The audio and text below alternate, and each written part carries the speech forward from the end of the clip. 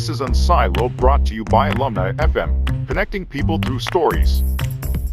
Welcome to unSILOed. I'm here today. This is Greg LeBlanc, and I'm here today with John Hennessy, who is professor of computer science at Stanford University, also the former president of Stanford University, who currently heads up the Knight Hennessy Scholar Program, also does a little bit of work on the side as chair of a little company called Alphabet, has also founded a very important company back in the day, and also is the author of multiple books.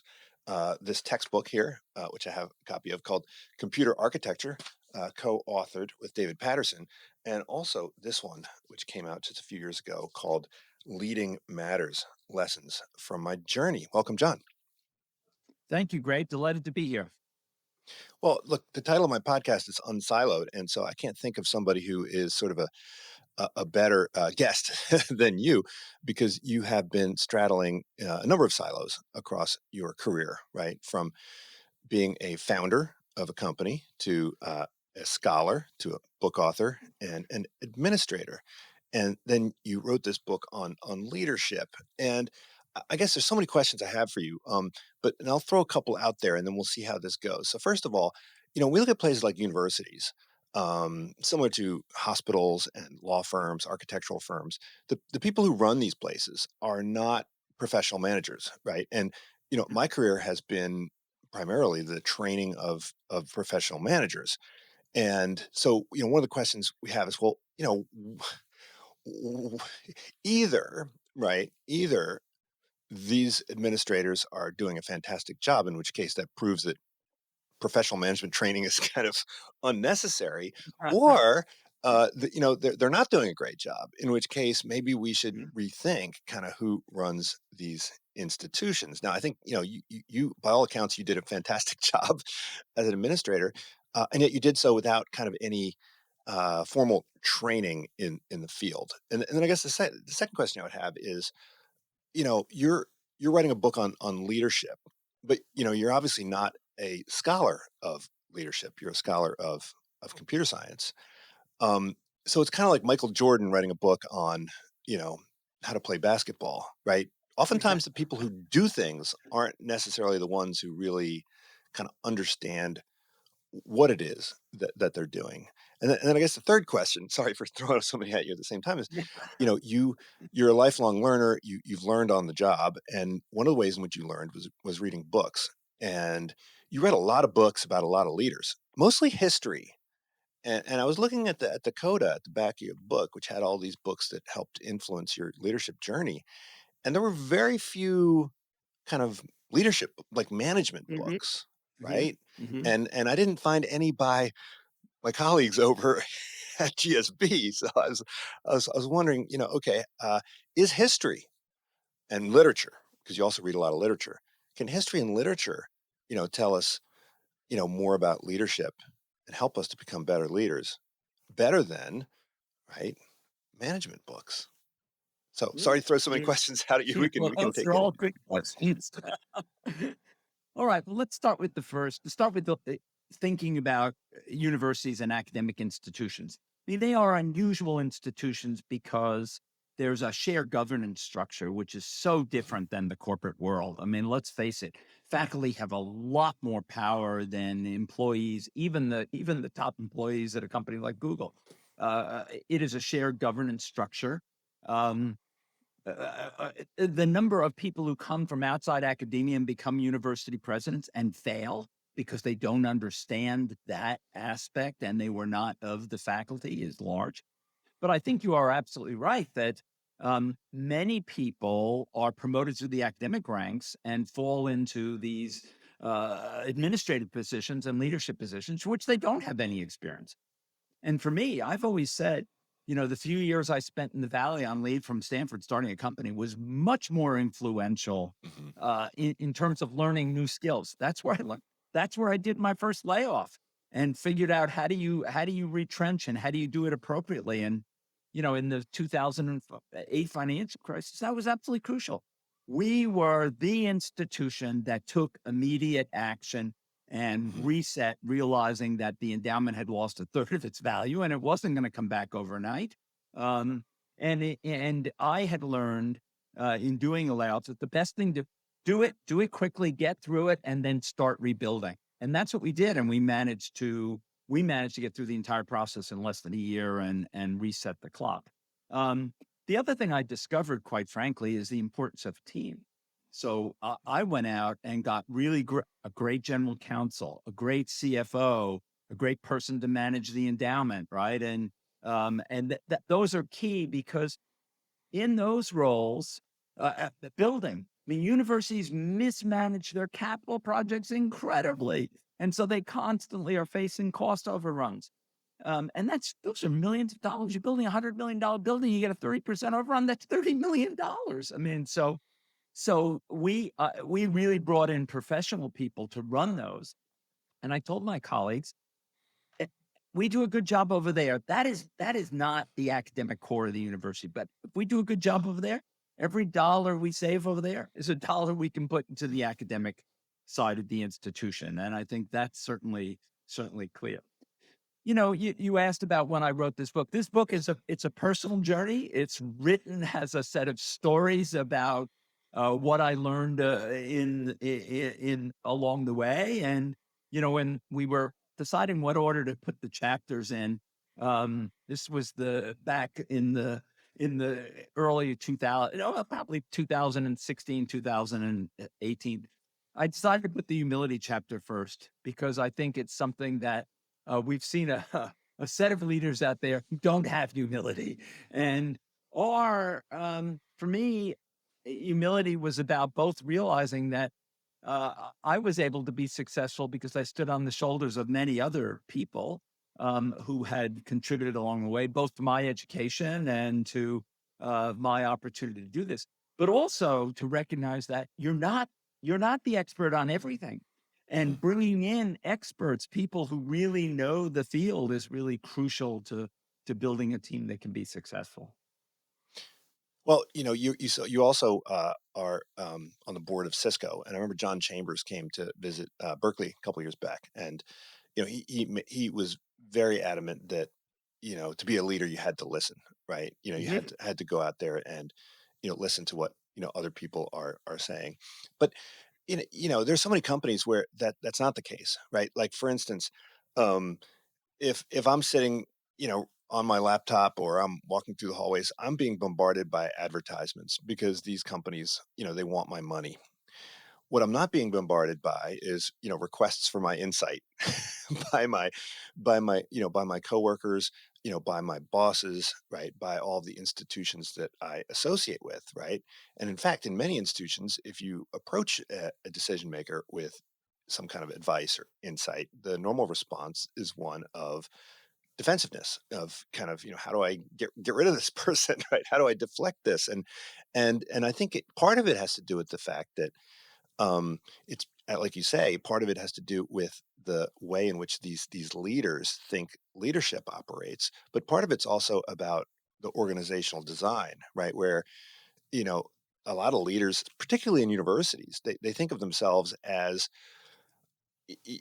in the business of constituent service, and they're just constantly responding to all of these. They're being bombarded by all of these requests slash ideas, and their goal is to kind of deflect them and manage them. So part of what you're describing is you focus on the mission, and by focusing on the mission, it allows you to manage all of these constituents. So is there something about is it about developing leadership talent, or is it and that's what in business schools we have people who say you got to be focusing on leadership talent. The other folks in the business school say you got to focus on like organizational design.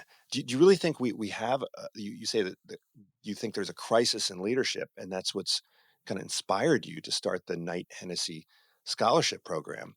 Do you think that the organizational problems primarily stem from organizational design, or from kind of leadership challenges and leadership problems? Well, probably some of each. I think certainly there is knowledge about organizational structure and design that can make the organization more effective. But I think there's also a failure in leadership. people's unwillingness to do difficult things and to deal with difficult messages. Always a hard thing. We all naturally like to soft pedal the bad news, but sometimes we soft pedal it to our harm to the institution that we're serving. I think one of the real challenges, particularly in the academic setting, your constituencies are complicated, more complicated in the corporate setting. Look, corporate setting, yeah, you've got your shareholders, you've got your customers, you have your employees, and to some extent, you have the local community in which you operate. In the university, you've got students, staff, faculty. You've got your alumni that all have a stake in the institution, and then you've got the group we serve, right? Companies that hire graduates. You've got the feds because we are a federal research institution. You've got state governments, um, and I think the thing that is hardest sometimes is they may not agree on what an institution should do with respect to something. And balancing that, which in my mind really takes a razor sharp focus on what is the mission?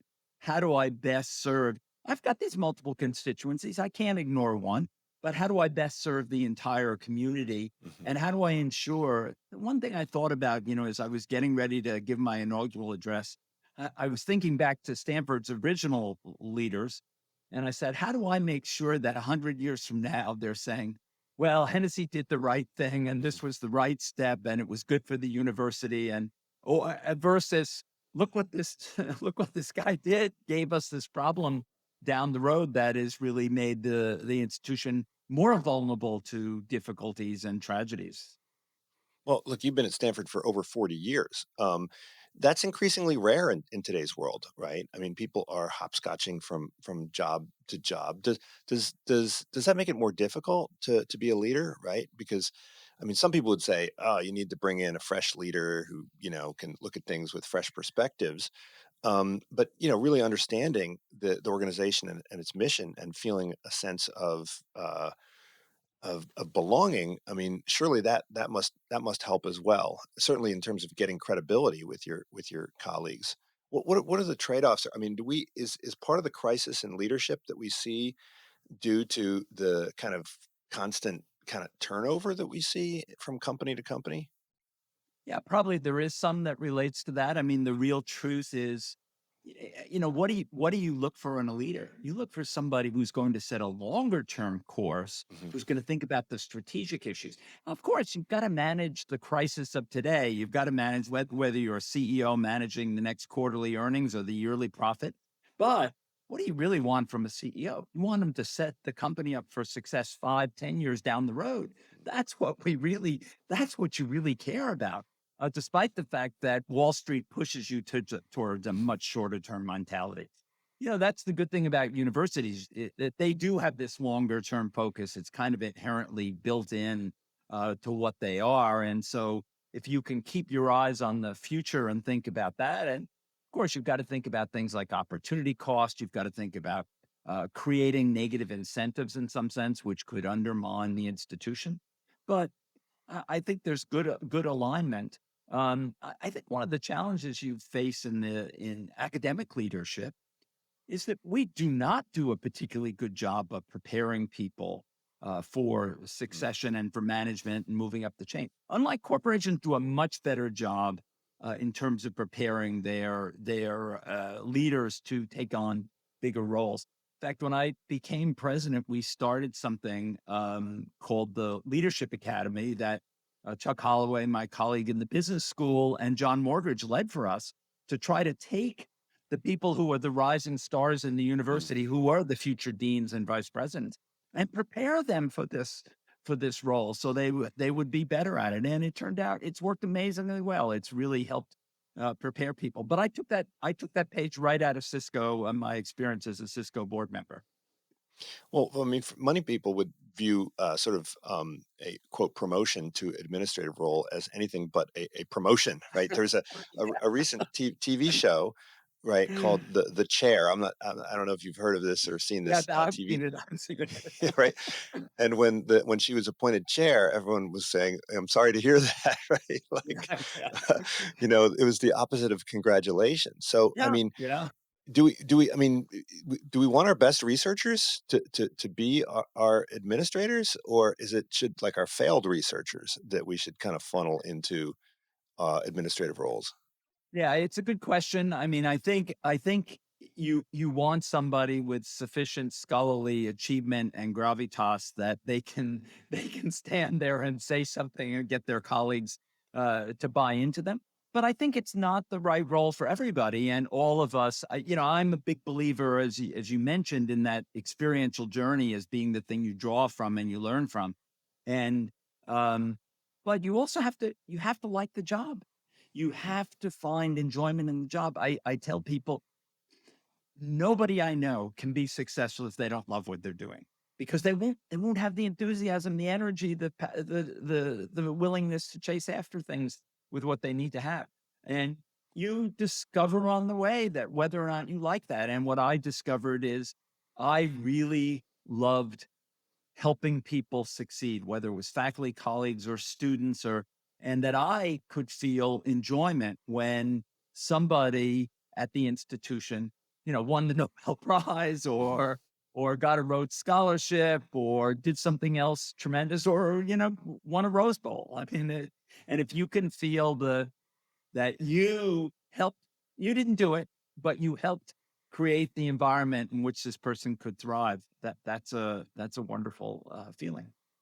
Well, I mean, Stanford is really unique. I mean, we can't pretend it's not. I mean, Yeah.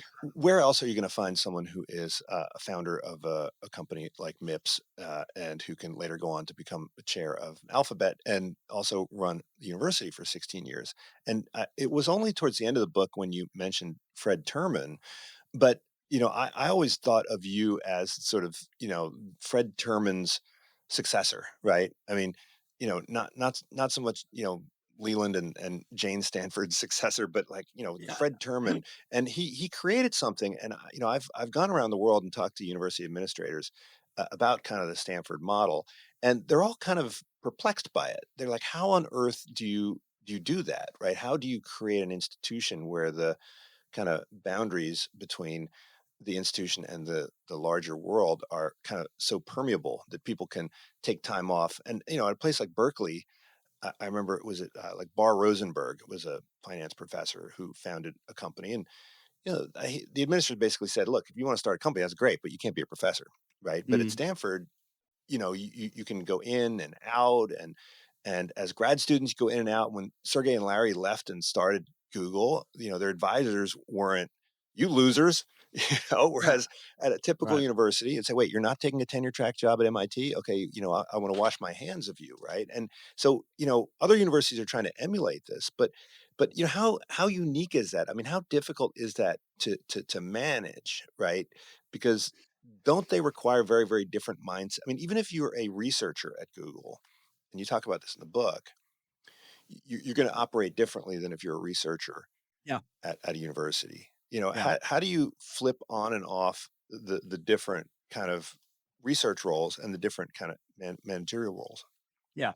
There are certainly, let's start with the bigger picture here. I think the bigger picture to start with is there merit in seeing these research breakthroughs make their way out into industry and benefit people? And the answer to that is absolutely yes, there's merit. And some of the most disruptive ideas have to go the entrepreneurial route because they disrupt too many existing product lines, and there's a big not invented here problem to overcome. So I think that's certainly been true. There are certainly conflicts of interest and things you have to manage. I mean, we're very clear to people. Okay, when you're on leave, you're on leave. When you're back here, you're a faculty member, right? And you're back doing your research and teaching. And so you've got to keep those kinds of things clear. And then it's about finding and structuring teams. Larry and Sergey had a great vision, a real vision of what they wanted to do with the company. Um, and luckily, they were able to recruit Eric Schmidt to come in as CEO. And Eric had the management talent in order to think about how to build and shape the company. And that trio just worked amazingly well. So that forming those things, you mentioned Terman. I mean, the other great inspiration in terms of thinking about this are Hewlett and Packard, right? Who Terman was the one that introduced them and brought them together and told them, go start a company. Hmm. And he really wanted to see a West Coast industry, and he inspired them to do that. But uh, Hewlett and Packard brought a whole new approach to management, open door policy, a much more meritocracy organized thing, and a technology driven firm from the beginning. And I think that has pervaded the Valley. That pervaded how Intel was organized, and how Microsoft thought about their role, and then later how companies like Yahoo and Google and Cisco thought about their roles.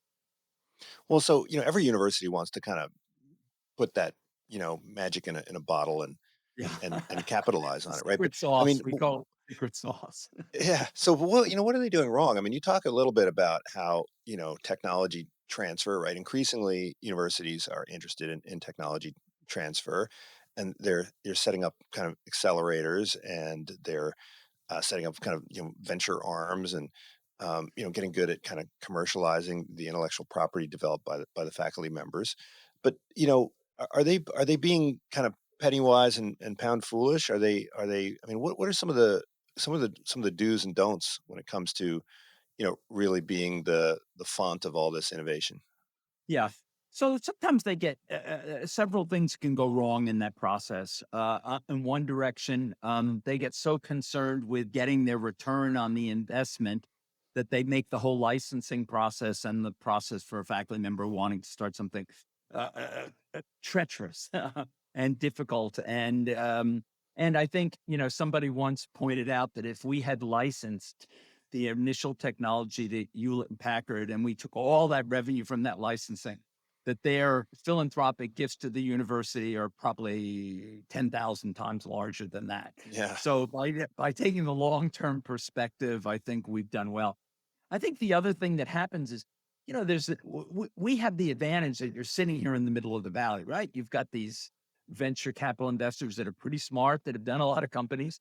They can make tough decisions. They can decide, okay, this faculty member's opportunity is really great. This one maybe not so great. The market's not there, or we don't see the product fit. It's very hard if you're inside a university to put together a team that's going to evaluate um, faculty inventions and say yes to one and no to the other. Hmm. And that gets back to the whole governance structure that we have in universities and the role that faculty play in. And I've told some of my administrative colleagues who they learned this the hard way, that a young assistant professor could say no to a vice president of the university and really make it difficult. And so how do you make those tough decisions about which things to invest in and when to pull the plug? Because lots of entrepreneurs who are, let's say, not successful but not total failures, don't want to pull the plug. They don't want to call the question, and yet at some point you have to call the question. Well, so what is the comparative advantage of the research that's done in the universities versus the research that's done in large companies? I mean, large companies have like Alphabet, and with the Moonshot Lab, and I mean, there's Yeah, lots of research happening, and some people would argue that in fields like data science, like a lot of the biggest advances have happened in kind of corporate yeah, research labs. What's the certainly in AI. That's Yeah, certainly so what true. is it? What's the comparative advantage? Like, what is the? I mean, some would say primary research is for the universities, and kind of applied research is for the companies. But Stanford has kind of straddled that divide, for years. So Yeah. how do we? What's the proper division of labor here? You raised a good question. I mean, I think one has to look at kind of the evolution of these things over time. I mean, if you go back far enough, you had Bell Labs and Xerox PARC and IBM Research, which were doing quite fundamental work. Again, not that distinguishable necessarily from the universities, perhaps not at the full size of the universities. What universities do is they do the kind of research that's usually out over the horizon from where Mhm. companies are looking. So it's further out. It tends to be less restricted by the bounds that may come from a product or a company vision of where they're going. Um, but and we have one really secret ingredient, and they're called graduate students. And they are the secret ingredient of university research, Mhm. along with postdocs in the medical field. Why? because they come in brilliant young people, clean sheet. They're not biased by what's come before, and they're looking to make a difference, right? And I think of Larry and Sergey going and working on search, and we had other search engines, and I thought they were okay. They were a lot better than what had come before. And what are you going to do in search? What are you going?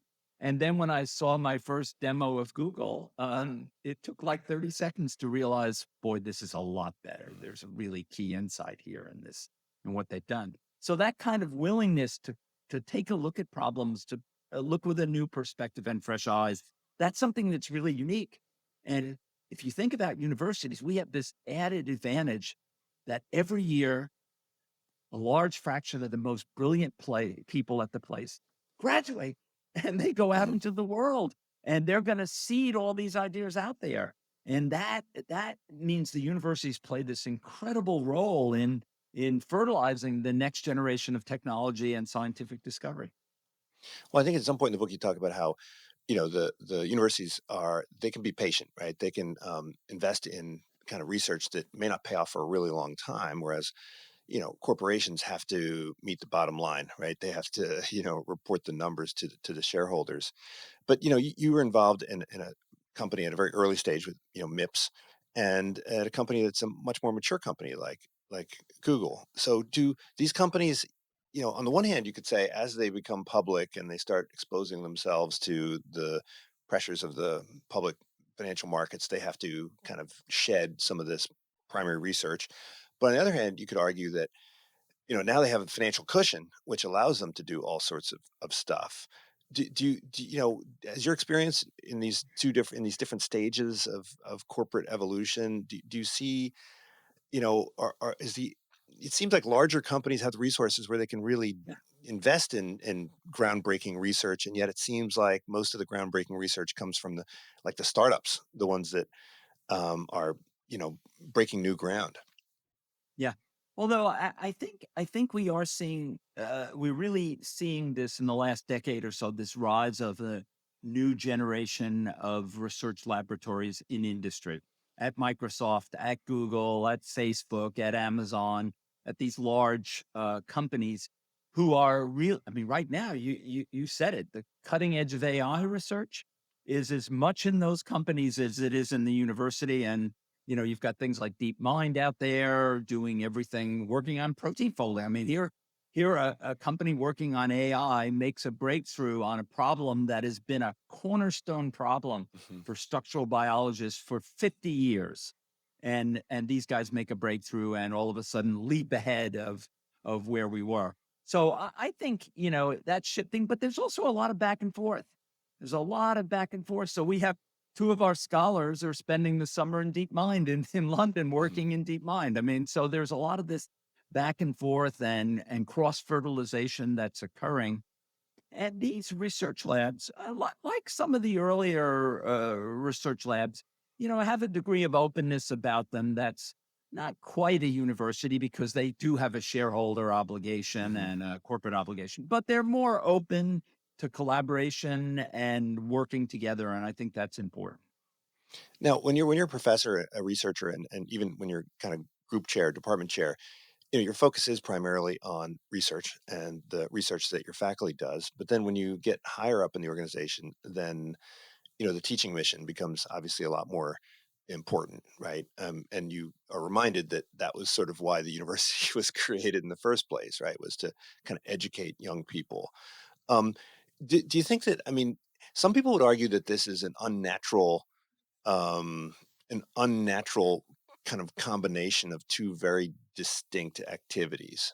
Now, perhaps I think the teaching of graduate students and PhD students to teach them to become researchers, I think there's clearly a complementarity there. But is sort of undergraduate education, does it really kind of does it really make sense? Is it logical that they would be under the same roof? Is this kind of is there a tension between the teaching mission and the research mission at a university like Stanford?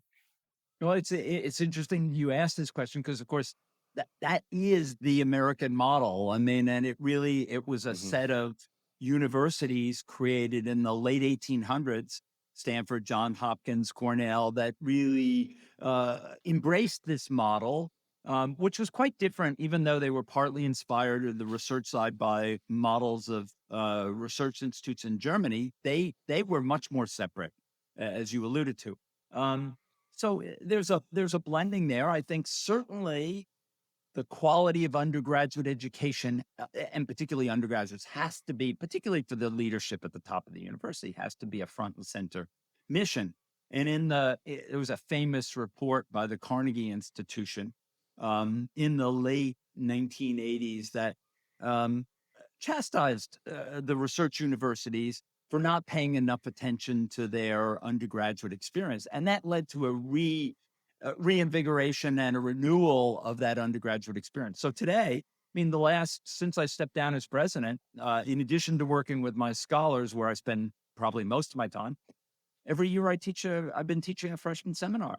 So I take 15 to 20 bright young freshmen, and we look at the most important discoveries and inventions in computing, and really try to understand them and how they work and what they do. And that's a fantastic experience. And that's a group of freshmen, and it's real. And they're the only criteria for them being there is that they can articulate why they want to take this course, not what grades they had, not anything else, but why they'd be a great addition to this course. So I think things like that. And the other thing I think the great research universities have done is try to much more emphasize the opportunities for undergraduates to be involved in research and have that opportunity to do that, so they can decide. I want every undergraduate, when they get near their senior year, to say, I want to do a graduate degree, or I want to go to professional school, or I want to go to work, and to really understand some of those trade-offs as they think about that, where they're going and what they want to do. When I was recruited as an undergraduate to be what they call the university scholar at UPenn, where we were to basically be apprentice researchers from kind of day one. But is there also a benefit to the professors themselves to engage in this activity, right? So clearly, exposing the undergraduates to research is a positive. But is there some benefit that the researcher gets from kind of having to engage these young people and teach stuff that might be more basic than what they're doing the research in? Yeah, I think, there's for me, teaching in a freshman seminar is incredibly rewarding, partly because it's not required. No student has to take this. They have to be passionate about it. So and people teach all kinds of interesting things. One of my colleagues in physics who has a Nobel Prize in physics teaches a course on photography, and he teaches about the physics of photography and how to have stops actually work. What does depth of field mean? All kinds of interesting things like this. So I think there's a breadth of opportunity for the students, and they're intensely rewarding experiences to teach young people and really, really help them open up their minds to something and think differently about a field. And similarly, I think in the research setting, both for the energy they bring, but also the opportunity to provide mentorship opportunities for graduate students, for example, who are thinking about faculty careers. Work with an undergraduate and learn how to mentor an undergraduate as a beginning of something, because eventually, if you're a faculty member, you're going to be mentoring graduate students at some point. So it's a great experiential learning opportunity. Well, you said in the book that your greatest task is to kind of improve yourself, right, and become a Mm. better person. And as an undergraduate or as a student researcher at university, I mean, that's not usually the explicit mission, right? I mean, you're learning to basically make your way in the world, learn a profession, and so forth. And you mentioned that when you started taking on senior positions, both as provost and a president, you became more aware of the kind of non-engineering fields, right? You became more aware of the arts, and it seems like it's a lot harder to evaluate the impact of work in the arts. At least with engineering, you can say, okay, look, here are all these great patents that came out of here. This is all this great innovations. All these people went off and founded all of these companies, right? How would we evaluate the role of the arts in a major research university? Yeah. I think it's a very good question. When you get to the arts and humanities, the same standards are not applicable. We can use certain standards in science and engineering that are different. So the first thing is we have to understand that you can't compare apples and oranges here. You've got to have a different. But I remember when we were talking to the Andersons about giving their collection to the university, which they eventually did. And it's one of the finest collections of modern American art certainly on any university in the world, one of the finest. And they said something really interesting to me. They said, how do we choose artists? They said, well, we choose people who do something I haven't seen anything like that before. It's different. Mhm. Could I have thought of it? Does it make me think deeply about something, a relationship or something? And those are the kinds of things you're thinking about. In some sense, the arts are the provocateurs to get us to Mhm. think outside the box, to get us to deal with ambiguity, right? Scientists hate ambiguity. The arts embrace ambiguity as part of the human tradition and the way we live. And so getting people to think differently about those kinds of things is really key. Um, and I think that appreciation for the role the arts have. One of the great joys I had was when the dean of the business school championed the role of the arts in educating MBAs. So this was a really terrific thing, because if you can get the dean of the business school to talk about how important the arts are to MBA education, that's a real achievement in terms of breaking down the stovepipes between various disciplines. Yeah, because I mean, it seems like when you rattle off all of the characteristics, you talk about humility and empathy and courage, right? I mean, where do we learn this stuff, right? I mean, we typically will learn that from literature or history or from these other things which you've talked a lot about. I mean, did your reading how did your reading change? You mentioned that as soon as you were put in these leadership positions, you had to, you had to change the way in which you did your lifelong learning. And I still don't understand Yeah. how you can crank out new editions of the computer architecture book every couple of years if you're also reading all of those books that you have. I mean, I read a lot of books, but I am not writing textbooks because this is just a monumental work. I don't know how you do Yeah, both. well, the textbook is once every 5 years. Take up the summer. I mean, we're doing the seventh edition of that book right now, and it's block out 4 or 5 months, and submerge yourself in the field. The good news is, Dave Patterson and I have contributed enough to the field that we can call up any researcher in the world in the field and say, "Could you lend me your data because I want to use it in our new book?" And we Mhm. get a positive answer back. But that breadth of reading, I think, as you can probably know from the book, I'm a big fan of Lincoln and what he was able to do under extremely difficult Mhm. circumstances. And how to craft a team of outstanding people who were not not friends with one or necessarily friends with him at the beginning. And how to lead through those really difficult, stressful times. I mean, and I think having the courage to get up and do the right thing and say the right thing at the right moment. And those are hard experiences to have to do that. The first time, yeah, I talk about in the book getting up when we had to do a layoff at MIPS, and getting up and being given, the CEO says, "You're in charge of stirring the crowd and inspiring that this is still going to be a good company and it's going to be great." Mhm. And that was really hard. But if once you've done that, it's easier the next time you have to do it. And you didn't delegate it to a hatchet man. I think that was No, no, the no, key no. lesson. It was too personal. It's 120 people. We had to lay off about 40 people, and you basically everybody in the company, and so. But it was about survival, and sometimes you have to Mhm. do tough things to survive. Now, like you stepped down, 6 years ago. A lot of people I've talked to, some former deans who have said, former administrators said, "Man, I wouldn't want to be a dean today." Right? It seems like it's a lot harder. I mean, you mentioned in the book a couple examples where you had people protesting, people outside of your house, even raising a racket, and this seems to be in more and more kind of popular way to kind of move the needle on things. Do you think that since given the kind of more vitriolic nature of discourse today, and the more kind of, I don't know, militant demands that people are making on administrators. Does this really make it harder to be an administrator? Are there any kind of new skills that you think would have to be developed? Would you have to kind of have thicker skin now? I mean, even though you describe a lot of conflict, you also describe a lot of situations where you're able to kind of, make a lot of decisions with Mhm. with a lot of coordination and a lot of agreement. Yeah.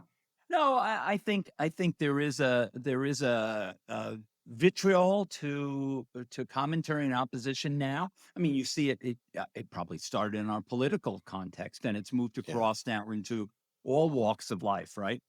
People come in and say, "I demand. Here are my demands." They're not things I'd like to propose. They're demands, and so that's made it more difficult. I think it's also been very hard for administrators. I mean, you're stuck in this position. You're going to be held responsible for any decisions you Yeah. make about COVID, even though it's really to a large extent out of your hands, right? The county or state health people are deciding things, and you're conveying those. And I think it's made it really really challenging. Um, and I think that to some extent the way in which universities have evolved over time. You've got a lot of things that can cause problems that are, I mean, athletics can go off the rails, and it has gone off the rails at a number of major institutions. And you think athletics are fine; they're a great addition to the university, but they're not what we're really about at the core. Mhm. And yet they can suck down a leader's time completely if they go off the rails. Now, I have a lot of friends who have worked in the field of HR analytics, and there are increasingly sophisticated models out there for identifying who you want to recruit and hire, and so forth. And universities are thinking about using more of these techniques. They're not quite there, but for the Knight Hennessy Scholar Program, how do you identify kind of future leaders? I mean, you have what, like a 1% acceptance rate. So, Yeah, one and a half, right in that range. how do you identify who are these? What are you looking for, and how do you know you're looking for the right thing? I mean, right now you probably only have a little bit of data, but I mean, are you going to be tracking what happens and then try to learn from that and kind of feed that back into kind of the admissions process, feed it back into what it is that they're learning. The Rhodes Scholarship doesn't have any unified curriculum, right? They just you go to Right, Oxford and you study whatever you study, and the only thing right. is you get some money. Do you have a richer view of the things that you want people to learn, like empathy, to be effective leaders, and will you have a way of kind of evaluating those interventions to see if they actually add Yeah. value? Yeah, they're good questions. I think, as you build a program like this, the first thing you can measure is did you pick the right people? At least Mm, once they get into the program, do they have the kind of characteristics you thought you were looking for? Are they thriving in their graduate program? So that's the first thing we can measure, and then are we adding value? And we try to add value in a variety of ways. I think one of the things we realized early on is bringing together a group of young, highly accomplished people who want to see themselves doing good things for the world over time. Just bringing them together, giving them the opportunity to get to know one another, to work together. Um, so we tried a variety of things from first year. Everybody comes to a storytelling speaking course and joins us and learns how to tell their story and talk mhm. about their journey and their vision of where they want to go. But we also have a collaborative set of projects, keystone projects that these students work on. They pick things they work on that they're interested in. We had one young woman who said that number one public position that most people in the United States get is being on a local school board, and Mm. yet there is no training for people who go on school boards, and it's a vitally important position. Can't we build up some online training courses to help people who are going to go on school boards because it's vital? And so she put a project together with several of her colleagues to try to build this kind of capability. So I think we're doing lots of interesting things like that. And for us, one of the most amazing things is you bring in these people, and we've got, so this will be our fifth cohort coming in this year. We'll have students in 85 different programs across the university. Mm. So when we get together, you've got a lawyer, you've got a doctor, you've got a molecular biologist, you've got a computer scientist, you've got an environmental person, all mixing together and trying to learn from one another. And that's what we think is a really valuable addition that we can make to their education. Yeah, that sounds awesome. I mean, most universities are so fragmented, right, where people just become more and more specialized that they kind of don't even interact with people. I know colleagues that have no clue where the history department is, or where's the physics department? I have no idea. It's somewhere down there, like they've never really Yeah. interacted with colleagues from different disciplines, right? And so creating a mechanism for that interaction, I think is fantastic. So, one question I have, you mentioned online.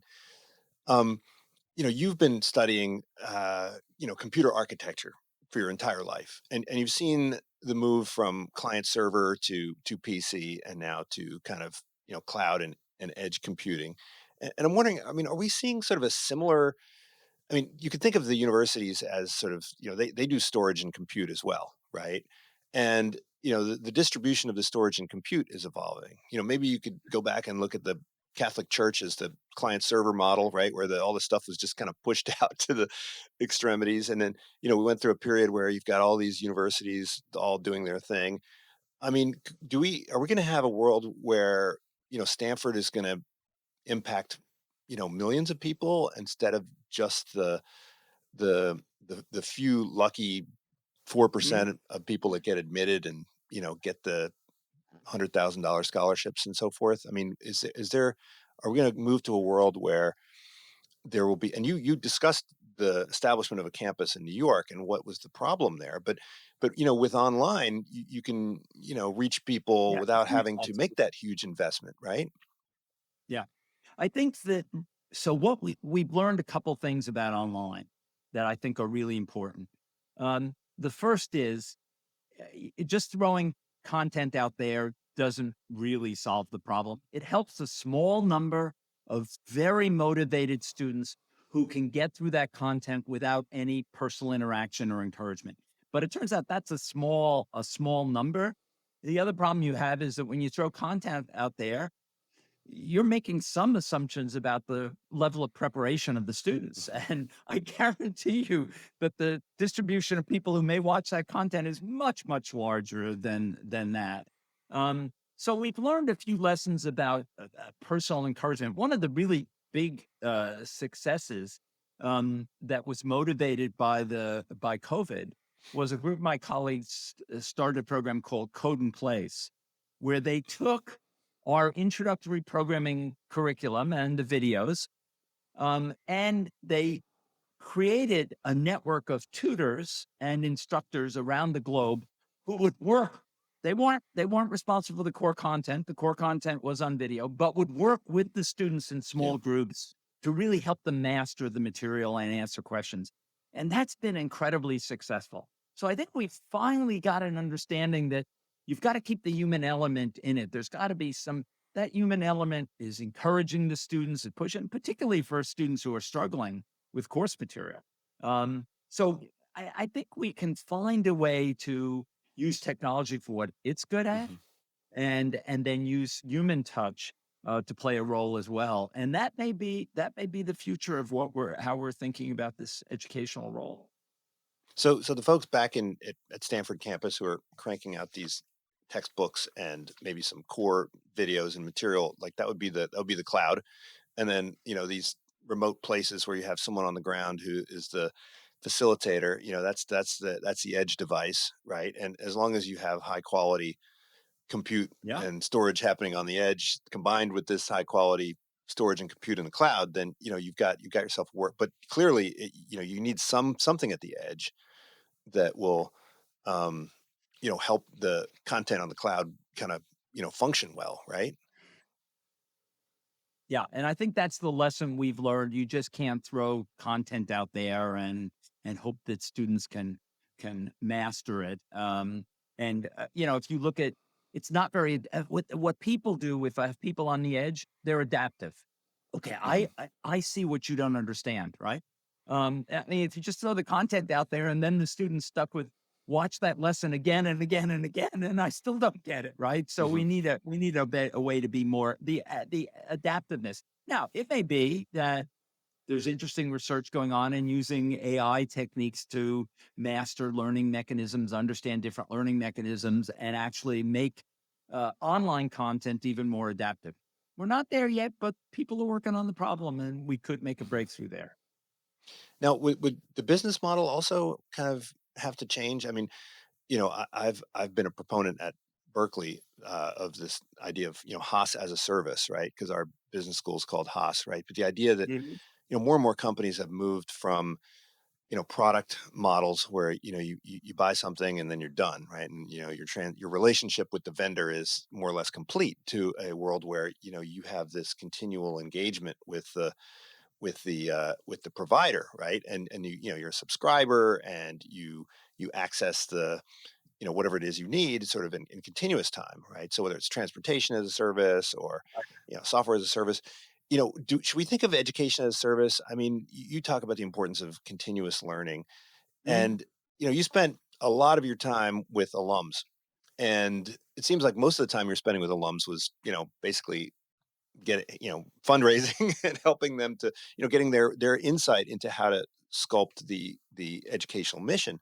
But you know you can also be providing those alums with ongoing education, because what they Mhm. learned is Mhm. going to be obsolete, right? Or at least part of what, I mean, maybe if you give them a really good operating system, but you're still going to have to kind of update stuff.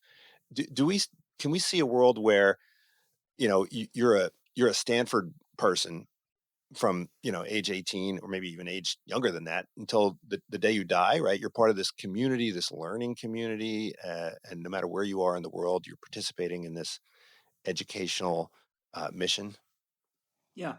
I think the answer that's probably yes, particularly in fast moving fields, right? I mean, if you, and in fact, the engineering school at Stanford has done a lot of this where we're teaching, here's a 3 course sequence in crypto, right? Because Hmm. when you were in school, crypto wasn't a thing and now it is. And so you want to bring yourself up to date in it. I think business schools have done some of the same kind of thing in executive roles and various things with new technology. And certainly medical schools have done this as well, right? And I think particularly fields where it's fast moving, you can see that. But I think there's probably more and more of the notion that you being a lifelong student, and the universities can putting content up that doesn't require lots of production work on it isn't that expensive. So making these things readily available to alumni is really fine and works well. And I think trying to engage with you'd really like to have that kind of lifelong relationship with your alumni as well. Hmm. Now, you talk in the book towards the end about legacy, and there's a lot of things that you leave behind, but I think one of the most important things that at least a lot of people are talking about is access and affordability, right? And as we speak, it was not too long ago that there was some legislation around student loan relief and so forth. But a lot of people have argued that education, high quality education, is just beyond the reach of a lot of people. Um, and yet, it seems like the people who are graduating with the most debt are not the ones graduating from Stanford universities, right? No, They're the ones that are graduating from the School of Cosmetics or whatever, right? So we're not are graduating from the School of Cosmetics, even worse, right? yeah, Leaving with right, $20,000 in and no degree, right? That's the yeah. real. So I mean, how can universities better perform this mission of public service, and Yeah. to kind of give greater access to education? Yeah. So I think there's 3 parts to this. Um, the first part is what the states have done to cut back on the funding. I mean, you take UC, the finest public education system in the country, right, with institutions like Berkeley that are the rival for the best universities in the country. Um, And that underfunding of them over a long period of time has really undermined things. And you see the debt of Berkeley students going up, and the gap it's going up by is the amount that state has reduced the budget by. So that's I think that's not the right thing. We want a public investment in education. And I'm a believer community college should be free. Just make community college free, for Pete's sake, right? Secondly, we as institutions also need to tame the rate at which costs are growing up. And we've got to find ways to do things more efficiently for our students. So we also have an obligation. We can't let costs rise at the rate they've been rising, which is probably inflation plus 1.5 or 2%. And a few institutions like Stanford have enough money to kind of just give more financial aid, but that's not true for probably 80% of the institutions in the US. They can't afford it. The third is institutional responsibility. And so right now we have far too many students who don't graduate college, who start and don't graduate, not at great institutions like Berkeley or Stanford, but at luck. The national graduation rate for full-time students is about 55 to 60%. Well, that means you've got a lot of students who took on debt and didn't get a degree to finish it. That's a shared responsibility. It's clearly there are issues that are the students, but it's also the institution's responsibility. And right now we put all the burden on the student, right? And why don't institutions have some responsibility when students default on debt? Because most of the students who default either didn't graduate or got a degree that did not prepare them for a career. So the institution should be taking a larger responsibility for that, and that would help. Believe me, if you told an institution you're responsible for half the default debt of your students, boy, they're going to be a lot more careful about who they admit and making sure they graduate. So last question. You said at the beginning of the book that, you never know what your life journey is going to look like, ahead of time, right? But you knew at a very young age, you wanted to be a professor, right? I mean, Yeah. I too, knew at a very young age that I wanted to be a teacher, and I've never wavered from that end goal. But, you've gone off and started a company, you've gone an administrator, and you talked about how, each of those decisions was somewhat difficult, right? Because each of them kind of took you away from what you loved. I mean, your wife actually said in the book, you quote her as saying that, when you were department chair of engineering, that was like your happiest job. So, why leave it, right? Why start a company? How did you let yourself get talked into this? And how did Yeah, you yeah, kind of let yeah. yourself get talked into being a university president? It seems like, I never so started the entrepreneur thing. I never thought I'd do it. I mean, I had worked at one of my colleagues, Jim Clark, had started Silicon Graphics, and so I was a consultant there, but I never thought I'd start one on my own. And when we did our work on reduced instruction set computing, we published the papers. We thought this is such a great idea. We're done. We're yeah, gonna right. climber after this idea. And then the two companies that had projects going kind of based on work they had done, work that Dave Patterson had done at Berkeley and work we had done, canceled their projects. And somebody came to me and said, "You want this technology to get out there?